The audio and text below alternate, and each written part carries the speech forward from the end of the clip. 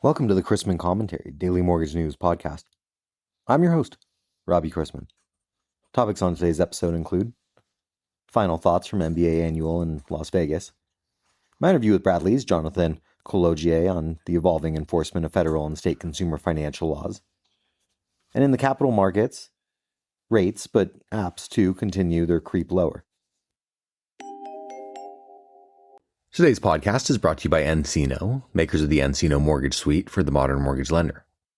nCino Mortgage Suite's three core products, nCino Mortgage, nCino Incentive Compensation, and nCino Mortgage Analytics, unite the people, systems, and stages of the mortgage process into a seamless end-to-end solution embedded with data-driven insights and intelligent automation.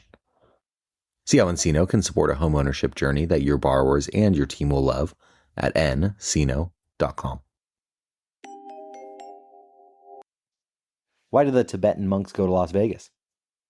Well, they're very good at games of chance. One topic among hallway chats with lenders here at the MBA Annual is keeping costs down. After all, everyone is selling or putting their loans into portfolios at roughly the same price. So whether a lender is doing $10 million a month or $1 billion a month, cost and efficiency are paramount. One of the simplest, not easiest, ways to improve the cost per loan is ask your staff, quote, "What are you trying to do to improve your pull-through?" End quote. After all, higher pull-through automatically lowers your cost per funded loan. And while IMB numbers are dropping, those remaining are carefully eyeing ARM, home equity, and non-agency programs. What else am I hearing? Well, regulators are nearing a key step in overhauling credit scoring as the MBA touts its influence on GSE policy and close alignment with Washington leaders. And mortgage companies see a lending future backed by artificial intelligence, but there may be as many questions as answers to what that path might look like. For today's interview, I wanted to welcome to the show Bradley's Jonathan Kolodziej to discuss the evolving enforcement of federal and state consumer financial laws and some lender best practices for adapting to changes in the regulatory environment.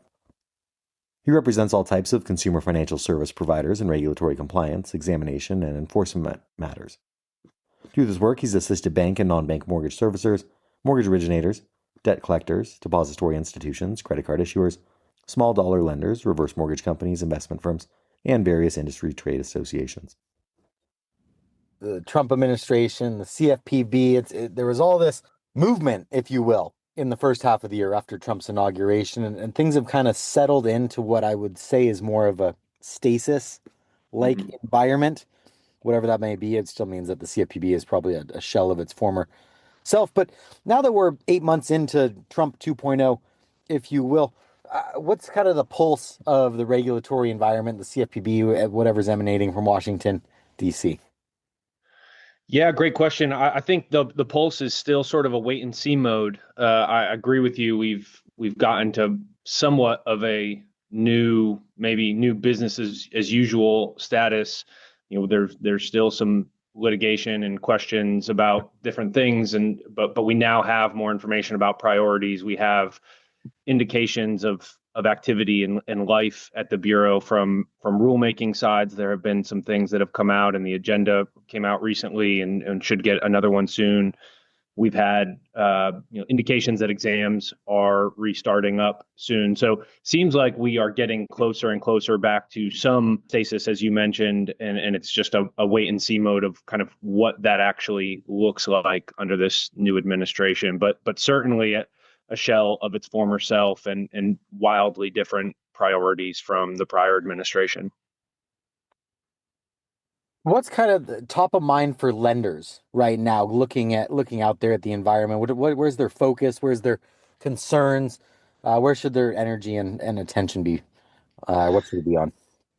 Yeah, so what we see is still a lot of question marks, a lot of, how do we handle this? What is this Bureau going to be doing, and how should we react to that?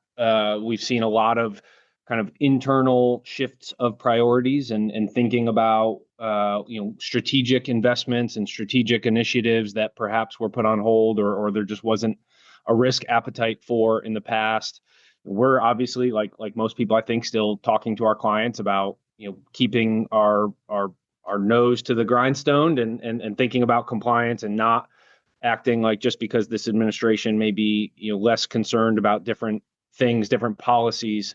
That doesn't mean that the laws have gone away. That doesn't mean that there can't be penalties or other risks and downsides for noncompliance in the years to come. So from that perspective, we're certainly still talking to our lender clients, our servicer clients about keeping our focus on compliance and not letting up on that. But at the same time, as I mentioned, there certainly is a bigger appetite right now, at least from my perspective, on kind of new initiatives, new approaches to things. Certainly, technology and other avenues.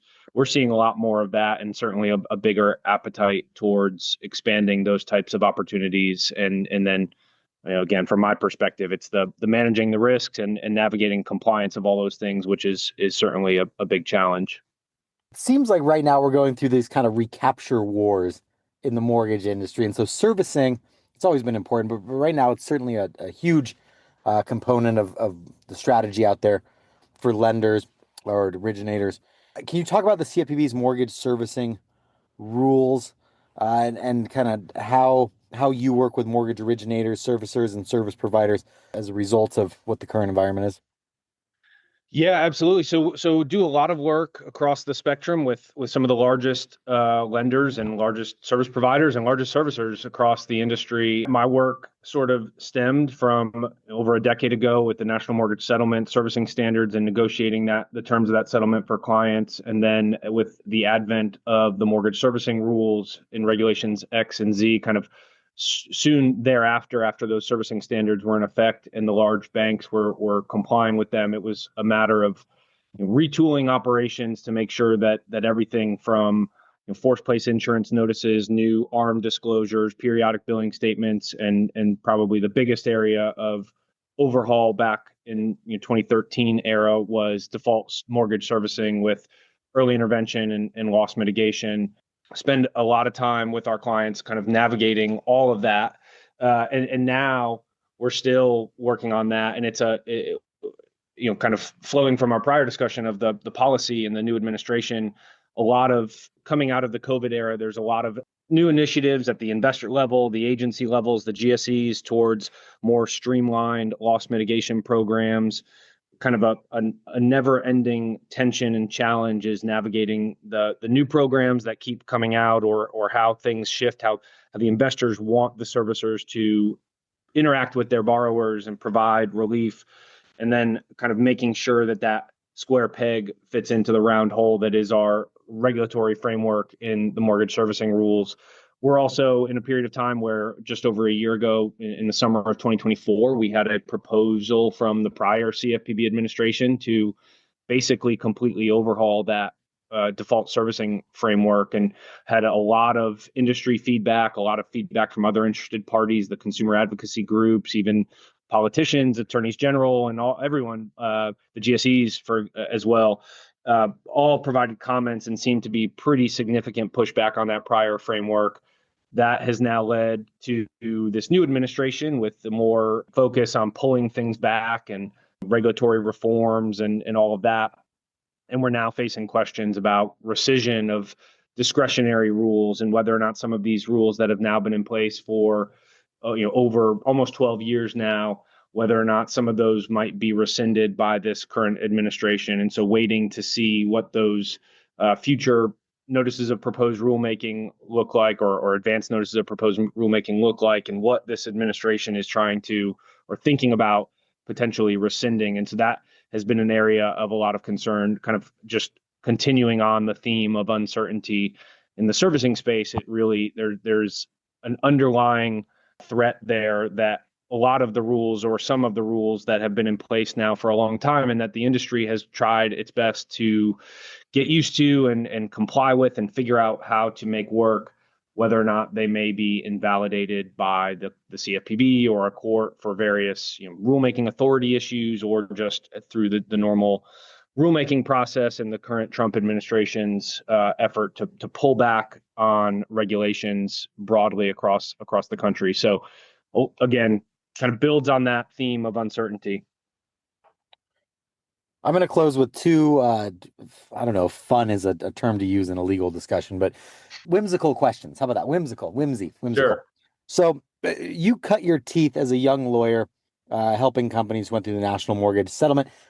I, I don't want to say hindsight 2020, but armchair quarterback here a little bit. If you were a young lawyer today, a budding lawyer in the mortgage industry, trying to make your way, trying to make your name, where would your focus be? What intrigues you?